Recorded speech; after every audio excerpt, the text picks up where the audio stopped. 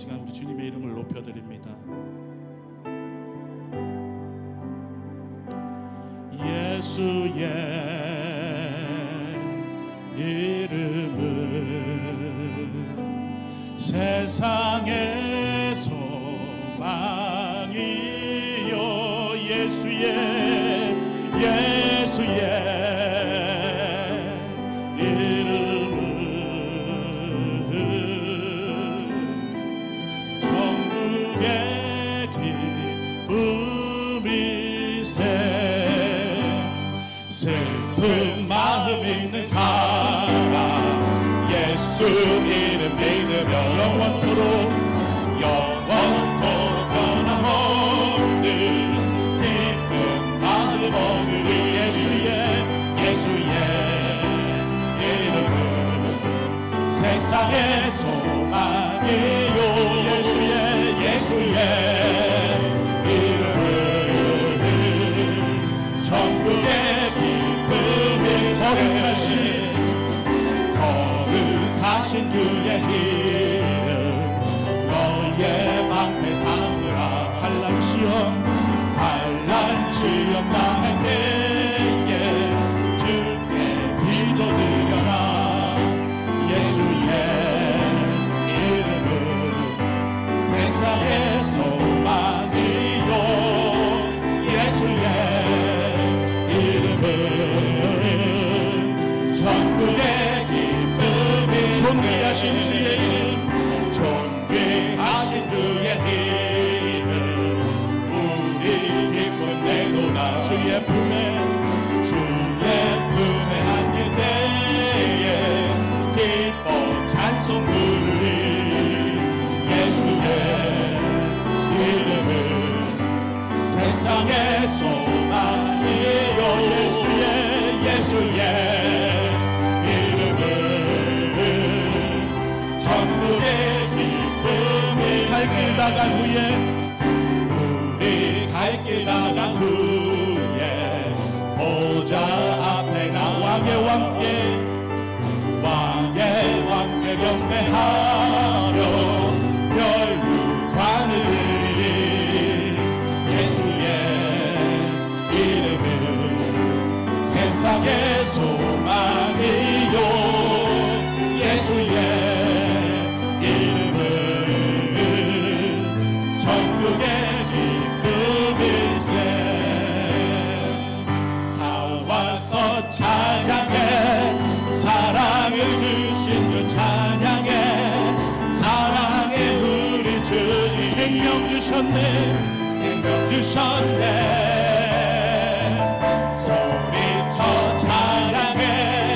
기쁨을 주시는 우리 왕 찬양의 제사 드리며 주님께 경배. 다 와서 찬양해.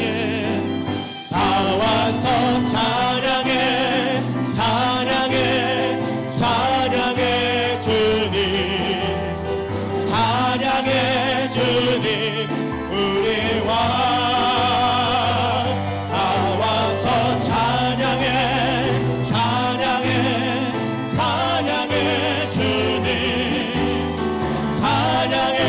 주님. 우리 왕. 다 와서 찬양해. 사랑을 주신 주 찬양해. 사랑의 우리 생명 주셨네.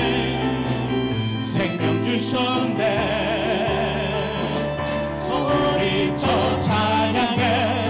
기쁨을 주시는 우리 왕 찬양의 제사 드리며 주님께 경배해. 다 와서 찬양해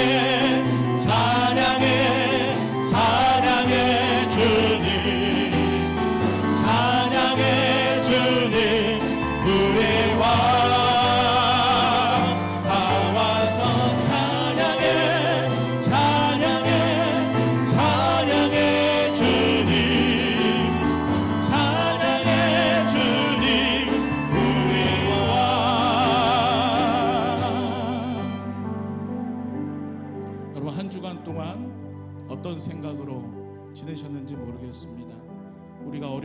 상황을 또 이렇게 지내고 있습니다.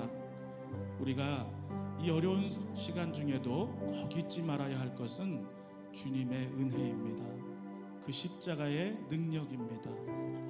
우리를 구원해 주신 그 사실 하나만 가지고도 우리는 마땅히 찬양할 수 있고 감사할 수 있습니다. 이 시간 우리 주님의 은혜를 감사하며 같이 고백하겠습니다.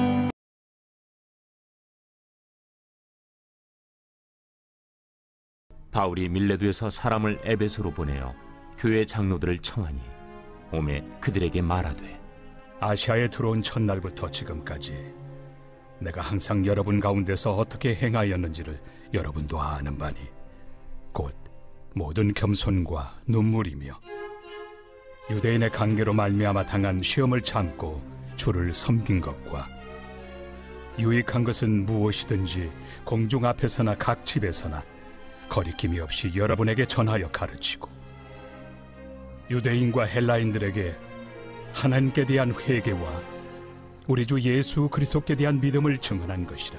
여러분은 자기를 위하여 또는 온 양떼를 위하여 삼가라. 성령이 그들 가운데 여러분을 감독자로 삼고 하나님이 자기 피로 사신 교회를 보살피게 하셨느니라. 내가 떠난 후에 사나운 이리가 여러분에게 들어와서 그 양떼를 아끼지 아니하며 또한 여러분 중에서도 제자들을 끌어 자기를 따르게 하려고 어그러진 말을 하는 사람들이 일어날 줄을 내가 아노라.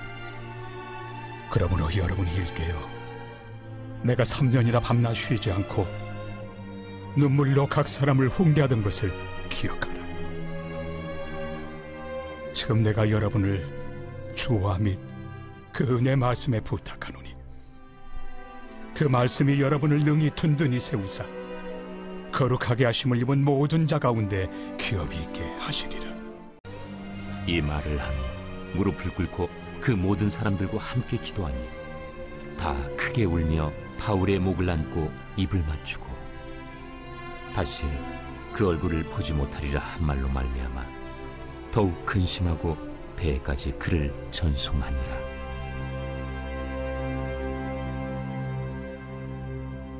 네, 사역을 하면서 병원 신방을 다니다 보면 특이한 경우를 종종 보게 됩니다. 언제인가 한 남자 집사님을 신방했는데 이 신장에 있는 용종을 제거하는 수술을 받으시는 분이었습니다. 그 용종이 암이 될 수도 있는데 다행히 그 전에 제거하게 된 것입니다. 그런데 처음에는 혈뇨가 나와서 병원에 갔었다고 합니다. 그랬더니 전립선 문제라고 해서 전립선 수술을 했다고 해요. 그런데 잠시 멈추는가 싶더니 그런 증상이 계속되더랍니다. 그래서 큰 병원에 갔더니 결국 용종 때문이라는 정확한 진단을 받고 이제 수술을 받게 된 것입니다. 결국 정확한 진단이 이루어지지 않아서 안 해도 되는 전립선 수술을 하게 된 셈이 된 것입니다. 이렇게 병을 고치려면 정확한 진단이 매우 중요합니다. 진단만 정확하게 해도 반은 고친 것이나 다름이 없습니다. 마찬가지로 우리는 내가 처한 상황을 정확히 알고 내가 해야 할 일을 해나가야 합니다. 여러분, 지금 우리의 상황이 어떻습니까? 교회가 이기적인 집단으로 몰려서 지탄을 받고 또 현장 예배를 통제당하는 상황이 있습니다. 물론 이웃을 위해 배려하고 사랑을 베푸는 것은 주님이 우리에게 주신 큰 계명입니다. 그러나 이 상황이 교회를 허무는 상황이 되어서는 안 된다는 것입니다. 교회는 예수를 구주로 고백하는 성도들이 마음을 같이해서 모이고 오로지 함께 하나님께 기도함으로 시작되었습니다. 그리고 약속하신 성령을 받고 흩어져서 복음을 전하면서 확장되었습니다. 모여서 예배하며 기도하고 흩어져서 복음을 전하는 것이 교회의 모습인 것입니다. 그러나 이제 이 모이는 것에 지혜가 필요하고 준비가 필요한 시대에 살고 있습니다. 이럴 때일수록 우리는 하나님께 기도하면서 하나님이 주시는 지혜로 교회를 더 굳건하게 세우고 사명을 감당해야 할 것입니다. 그러기 위해서 우리는 교회에 반드시 있어야 할 기본을 잊어서는 안 됩니다.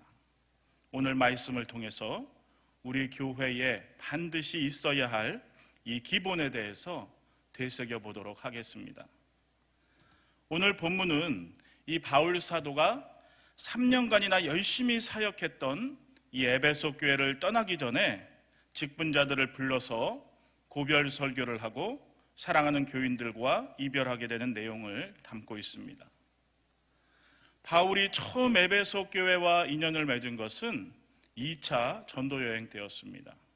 사도행전 18장 19절에서 21절을 보면 에베소에 와서 회당에 들어가서 유대인들과 변론했을 때 더 많은 사람들이 이 바울과 함께 있기를 요청했습니다. 그러나 바울은 하나님의 뜻이면 너희에게 돌아오리라 하고 그 에베소를 떠나게 됩니다. 이 에베소 교회의 성도들을 처음 만났을 때 이 에베소 교회의 성도들은 바울이 전하는 하나님의 말씀을 들으면서 함께 오래 있기를 원했습니다. 바울은 그러나 하나님의 뜻에 맡기고 그곳을 떠났습니다. 에베소의 성도들은 바울을 각별히 여겼고 그 말씀 듣기를 사모했던 것입니다. 결국 바울 사도는 다음 3차 전도 여행을 시작하면서 이 에베소 지역을 다시 오게 됩니다. 아마도 하나님의 말씀을 간절히 사모하고 바울과 함께 있고 싶어하는 이 에베소 교인들이 마음에 걸렸을 것입니다. 그리고 3차 전도 여행 때 와서는 아주 열심히 이들에게 말씀을 전하게 됩니다. 사도행전 19장 8절에서 10절을 보면 바울이 에베소에 들어가서 석 달 동안 담대히 하나님 나라에 관해서 강론했다 기록하고 있어요. 또 제자들을 따로 세워서 두란노 서원에서 날마다 강론하기를 2해 동안이나 이같이 했다. 그래서 주의 말씀을 다 듣더라 이렇게 기록하고 있어요. 바울은 에베소에 와서 3달을 연속으로 강론하고 또 말씀의 열정을 가지고 2년간 날마다 하나님의 말씀을 강론하면서 전한 것입니다. 이렇게 해서 이 에베소 교회는 하나님의 말씀이 아주 충만해졌습니다. 그래서 사도행전 19장 20절을 보면 이렇게 기록하고 있어요. 이와 같이 주의 말씀이 힘이 있어 흥왕하여 세력을 얻으니라. 주의 말씀이 힘이 있어 세력을 얻었다 기록하고 있습니다. 교회의 부흥이 언제인가 찬양에 달려있다 이렇게 얘기한 적이 있습니다. 찬양 집회다 뭐다 많이 생겼습니다. 물론 찬양하는 일 중요합니다. 그러나 여러분 교회가 무슨 뜻입니까? 가르칠 교회, 모임회. 이 교회라는 이름처럼 하나님의 말씀이 힘있게 가르쳐질 때, 힘있게 전해질 때 교회는 힘을 얻는 것입니다. 그렇기 때문에 여러분들께서 이 사역자들을 위해서, 선포되는 말씀을 위해서 많이 기도해 주시기 바랍니다. 이렇게 말씀으로 에베소 교회를 목회하던 바울은 성령의 인도하심을 따라서 이제 에베소뿐 아니라 다른 지방을 다니면서도 전도를 하고 또 교회를 세우게 됩니다. 그러던 중에 이제 성령의 인도하심을 따라서 이제 예루살렘으로 돌아가기로 다짐합니다. 그런데 그동안 전도했던 많은 교회들 중에 유난히 말씀을 사랑하고 바울을 사랑했던 이 에베소 교회가 생각이 난 것입니다. 2, 3년간 아주 집중적으로 열심히 목회했던 이 교회가 걱정이 되는 것입니다. 바울은 이제 예루살렘으로 돌아가면 환난과 결박을 받게 될 것이고 다시는 이 에베소 땅을 밟지 못할 것을 직감합니다. 그리고 그 길로 이제 에베소의 장로들을 급하게 불러서 눈물의 고별 설교를 하게 된 것입니다. 그 내용이 오늘 본문 17절에서 35절까지의 말씀인 것입니다. 이 고별 설교의 내용을 보면 우리가 세워야 할 교회의 기본 3가지 중 첫째는 바로 말씀으로 교회를 세워야 한다는 것입니다. 다시 말해서 말씀이 중심이 되는 교회를 세워야 한다는 것입니다. 사도행전 20장 20절에 보면 유익한 것은 무엇이든지 거리낌 없이 여러분에게 전해서 가르쳤다 기록하고 있어요. 또 27절에 보면 내가 꺼리지 않고 하나님의 뜻을 다 여러분에게 전하였다 이렇게 말합니다. 바울 사도가 에베소 교회에서 아주 열심히 꺼리낌 없이 하나님의 말씀을 온전히 전했다는 것입니다. 여러분, 예수님도 십자가에 돌아가시기 전까지 말씀을 가르치는 사역을 쉬지 않으셨습니다. 이 예수님의 사역을 요약한다면 병 고치는 사역과 가르치고 전파하는 사역이라고 할 수 있습니다. 예수님께서는 십자가를 지시기 위해 예루살렘에서 지내는 그 일주일 동안에도 매일 성전에서 말씀을 가르치십니다. 또 십자가를 지시고 죽으신 다음 부활한 직후에도 예수님을 제대로 믿지 못하고 낙심해서 엠마오로 도망가는 2 제자들에게 오셔서 말씀을 가르쳐 주시고 말씀을 깨닫게 해주십니다. 마찬가지로 이 바울 사도 또한 가는 곳곳마다 하나님의 말씀을 강론하고 가르쳤습니다. 여러분, 바울이 전단지 뿌려서 전도한 것이 아니라 하나님의 말씀을 힘있게 전하고 선포한 것입니다. 바울이 마을로 들어가서 하나님의 말씀을 강론하는 곳마다 교회가 세워져 나간 것입니다. 이렇게 교회는 말씀으로 세워지는 것이고 말씀을 통해서 성장하는 것입니다. 여러분, 예수님도 부엌 일을 하면서 마르다가 부엌 일을 하면서 이렇게 마리아를 탓하죠. 예수님, 마리아에게 일 좀 하라고 하세요. 말씀을 듣는 마리아를 좀 탓해 주세요. 그때 예수님 뭐라고 하십니까? 누가복음 10장 42절에 보니까 마리아는 이 좋은 편을 택하였으니 빼앗기지 아니하리라. 여러분, 봉사도 좋고 친교도 좋고 찬양도 좋고 다 좋지만 항상 말씀을 중심으로 하는 신앙생활을 이루어가야 하는 것입니다. 말씀이 중심이 되는 교회를 세워나가야 할 것입니다. 둘째는 직분자가 먼저 바로 서는 교회를 세워야 한다는 것입니다. 오늘 본문 25절에 보면 보라 내가 여러분 중에 왕래하며 하나님의 나라를 전파하였으나 이제는 여러분이 다 내 얼굴을 다시 못할 줄 아노라 이렇게 얘기하고 있어요. 바울은 내가 이제 이번에 떠나면 다시는 이 에베소 교회 성도들과 얼굴을 보지 못할 것이라 말하고 있습니다. 순교하게 될 것을 알고 있는 것입니다. 지금 고난을 당하고 죽임을 당할 것을 앞두고 있는 마당에 에베소 교회 직분자들에게 부탁하고 있는 것입니다. 내가 목회하고 말씀으로 가르치던 이 교회에 있을 문제들에 대해 직분자들이 먼저 바로 서서 이겨나갈 것을 부탁합니다. 28절에 보면 여러분은 자기를 위하여 또는 온 양떼를 위하여 삼가라 이렇게 말하고 있어요. 교회를 위해 구별해서 세운 자들에게 부탁합니다. 여러분, 교회를 위해서 구별해 세운 직분자들, 특히 장로님들은 어떤 일을 해야 합니까? 교회를 섬기며 치리하는 일들을 해나가야 합니다. 권사님들은 기도하면서 권면하는 일들을 해야 합니다. 또 집사님들은 교회에 필요한 여러 가지 일들을 해나가라고 세운 직분자들입니다.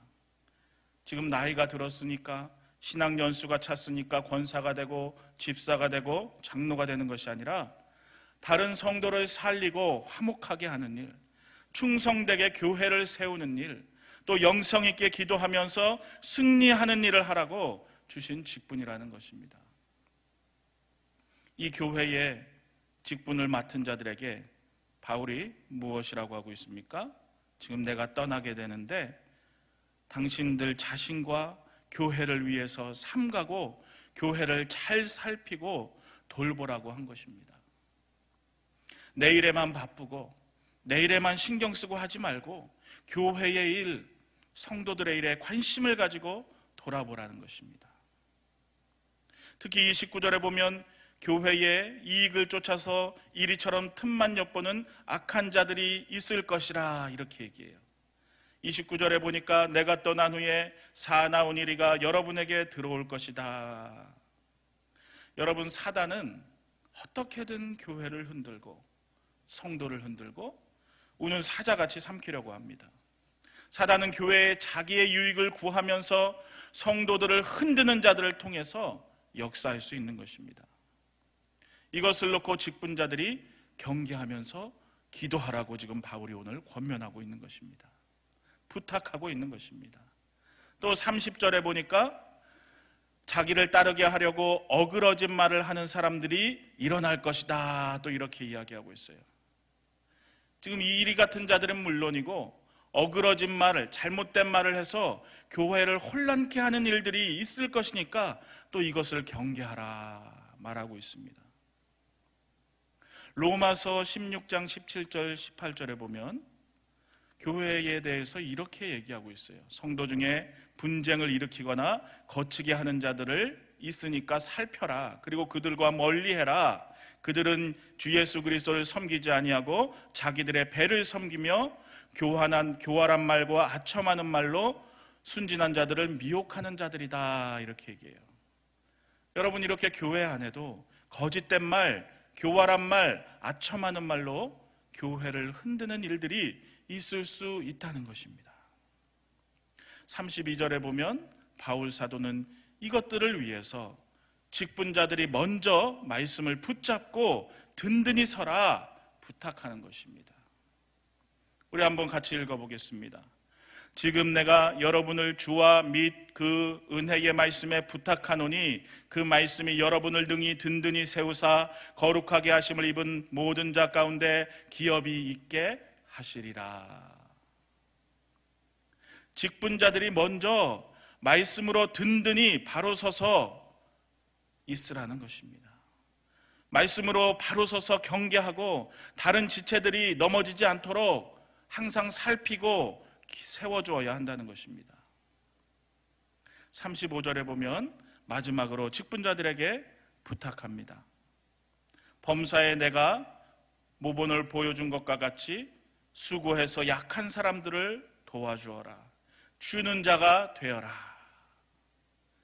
바울 사도는 이제 교회를 위해서 수고하고 약한 자들을 도우며 주는 성도, 세워주는 성도로 살 것을 직분자들에게 부탁하고 있습니다. 여러분, 내가 교회의 직분을 맡고 있다면 이 권면을 나에게 주님이 주시는 권면으로 들어야 할 것입니다. 우리가 본문을 통해서 정리할 마지막 셋째는 서로를 위한 사랑과 기도가 있는 교회를 세워야 한다는 것입니다. 여러분, 바울은 이 고별 설교를 마치면서 함께 기도하는 것으로 마치고 있습니다. 36절을 보면 모두가 함께 무릎을 꿇고 합심해서 기도하고 있어요. 성도들은 이제 복음을 위해서 죽을지도 모르는 자리로 부름을 받고 교회를 떠나는 바울 사도를 위해서 울며 기도합니다. 사역자에 대한 사랑과 또 다시 볼 수 없을지도 모른다는 그 안타까움에 그 사역자가 가야 할 길을 위해서 기도하는 것입니다.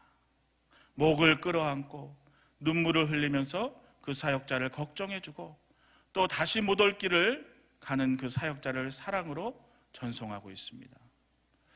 아마 이들은 바울이 떠난 뒤에도 바울이 로마에서 순교했다는 소식을 듣기까지 하나님이 그 길을 지켜주시고 함께 해주시기를 끊임없이 눈물로 기도했을 것입니다. 또 바울은 어땠겠습니까? 자신이 떠나면 사나운 이리 같은 자들이 와서 순한 양 같은 성도들을 어렵게 하고 교회를 흔들 것을 걱정하면서 기도했을 것입니다. 또 거짓된 말로 교회를 혼란케 하는 무리들을 성도들이 따르지 않기를 기도했을 것입니다. 자신은 떠나지만 오직 하나님이 지켜주시기를 눈물로 간절히 기도했을 것입니다. 이렇게 성도는 사역자를 위해서 기도하고 사역자는 성도를 위해서 눈물로 기도하는 모습이 이제 앞으로 우리 교회에도 풍성하기를 저는 간절히 소망합니다. 여러분, 하나님이 이렇게 하라고 우리를 성도로 또 사역자로 부르신 것이 아니겠습니까? 사역자가 부족한 것이 있다면 그것을 위해 기도하라고 나를 만나게 해준 것이고, 또 아직 바로 세워지지 못한 성도가 있다면 그것을 위해 기도하라고 만나게 한 것 아니겠습니까? 사랑으로 서로를 위해서 기도하는 그 기도가 교회를 살릴 것입니다. 오늘 말씀을 정리합니다. 오늘 에베소 교회를 섬기던 바울 사도가 교회를 떠나며 직분자들에게 전하는 말씀과 또 이들의 모습을 보면서 우리는 하나님이 우리 교회에 원하시는 것이 무엇인지, 교회에 꼭 있어야 하는 기본이 무엇인지, 우리가 이제 해야 할 일이 무엇인지 생각해야 합니다. 첫째는 말씀 중심의 교회를 세워 나가야 한다는 것입니다. 하나님의 말씀이 있는 곳에 교회가 세워져 나갔고, 교회가 있는 곳에 생명의 말씀이 있는 것입니다. 말씀이 점점 더 힘있게 선포되고 흥왕에서 세력을 얻는 용현동 교회가 될 줄 믿습니다. 둘째는 직분자가 먼저 바로 서는 교회를 세워나가야 한다는 것입니다. 특히 바울 사도는 겸손과 눈물과 인내의 쑥으로 교회가 세워졌다, 이렇게 고백하고 있어요. 한 교회가 세워질 때 이 사역자의 겸손과 눈물과 인내가 요구되는 것입니다. 그러나 사역자뿐만이 아닌 것입니다. 나를 용현동 교회의 장로로, 집사로, 권사로 세우신 뜻이 무엇이겠습니까?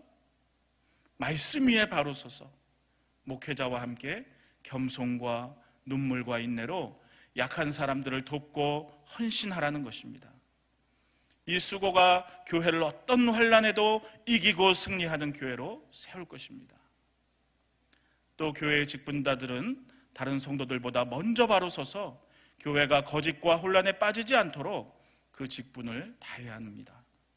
이리 같은 자들의 공격과 침투를 경계하고 또 자신의 이익을 따라 분쟁을 일으키고 거짓된 말을 전하는 자들이 있다면 단호히 경계해야 할 것입니다. 마지막 셋째로 서로를 위한 사랑과 기도로 교회를 세워 나가야 합니다. 여러분, 우리는 천국이라는 목적지를 향해서 같은 목적지를 향해서 가는 배를 함께 탄 사람들입니다. 사역자와 성도가 서로를 위해 기도하고 또 성도 간에도 사랑으로 기도하면서 함께 가야 하는 여정인 것입니다. 죽음도 영원한 이별이 아니고 천국에서 우리는 다시 만나게 될 형제요 자매입니다.